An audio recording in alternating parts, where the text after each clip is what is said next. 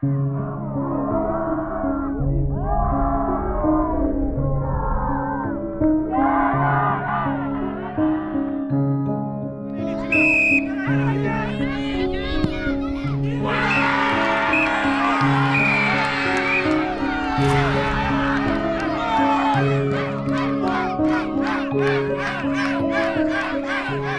on organise 3 journées de tournoi.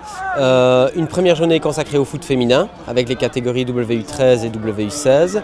Une autre journée qui est vraiment consacrée aux jeux à 8, U10, U11, U12. Et là c'est un tournoi élite avec les grosses écuries belges, avec des beaux clubs étrangers, etc. Et aujourd'hui, le dimanche, un tournoi pour le jeu à 5, donc U8 et U9, avec des équipes qui sont des belles équipes du panorama belge, mais aussi des équipes locales, un peu l'héritage du tournoi partenaire d'il y a quelques années. L'objectif, c'est d'abord de positionner ou de repositionner l'Académie du Standard sur différents plans. D'abord, notre capacité à organiser des gros événements, à être bon dans cette organisation-là, à être capable d'accueillir des équipes, même des équipes prestigieuses. Ça, c'est la première chose. Le deuxième volet, c'est un volet sportif. C'est montrer que nos équipes sont compétitives, quelles que soient les catégories. Et puis, c'est aussi essayer de renouer avec le fait que, historiquement, l'Académie a souvent organisé ce genre d'événement-là, même si ça n'a pas toujours été aussi gros, aussi ambitieux. On a une superbe infrastructure, il s'agit aussi de la montrer.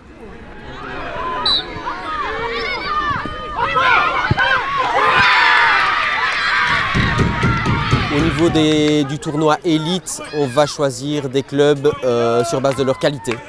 Qualité sportive, qualité de la formation, etc. On vise vraiment un foot d'excellence, on essaye que ça joue le mieux possible. Sur le tournoi des petits, du jeu à 5, on essaye de trouver un équilibre entre cette qualité sportive-là, la proximité, le fait d'avoir des clubs partenaires et de pouvoir les inviter aussi dans nos infrastructures.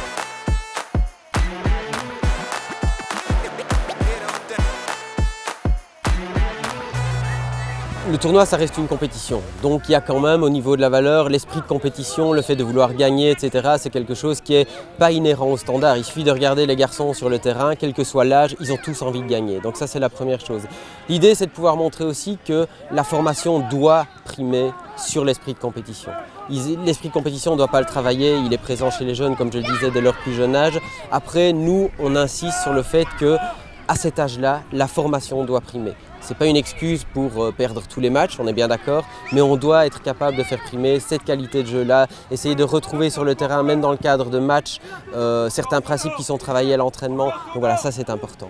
Au niveau des autres valeurs, il y avait évidemment les valeurs de fair play et surtout aussi les valeurs d'intégration, vu qu'on accueille un terrain C6 avec tout le groupe RSE du club. Et donc toutes les équipes invitées ici dans le cadre du tournoi peuvent passer sur le terrain C6 et s'essayer au football pour malvoyants. C'est aussi des valeurs qui sont importantes pour nous et qu'on veut mettre en valeur à travers un tournoi comme celui-ci. La satisfaction du public, la satisfaction des joueurs, voir que on peut organiser un tournoi d'envergure sans prendre du retard, sans conflit, avec une saine compétition, sans les excès qu'on a pu connaître ou qu'on peut connaître sur d'autres terrains à d'autres occasions. Ça c'est important. On a énormément de chance avec le temps, ça aide aussi, il y a beaucoup d'affluence, il y a beaucoup de public au bord des terrains, que ce soit le premier jour avec les filles, qu'hier avec le tournoi élite ou aujourd'hui. Donc voilà, le succès il se mérite à ça, au nombre de personnes, au retour que ces personnes nous font et simplement au sourire des enfants sur le terrain. Ce qui est indispensable de souligner, c'est qu'un tournoi comme ceci, d'une telle envergure, il est inorganisable sans une équipe opérationnelle, une équipe logistique propre au standard, qui est extrêmement professionnelle, extrêmement compétitive et surtout qui est totalement dédiée au club et à ce genre d'organisation. C'est des gars sur qui on peut vraiment compter au quotidien et alors sur une équipe de bénévoles. Je pense qu'un tournoi comme ceci, en termes de bénévolat, ça montre à quel point le bénévolat est devenu rare et à quel point, paradoxalement, il est précieux. Dans chaque catégorie, il faut relever le challenge de C6 et ainsi pouvoir soulever la coupe et le trophée C6 2024. On vous invite donc tous à vous rendre, à toutes les équipes à se rendre au challenge C6 pour pouvoir vivre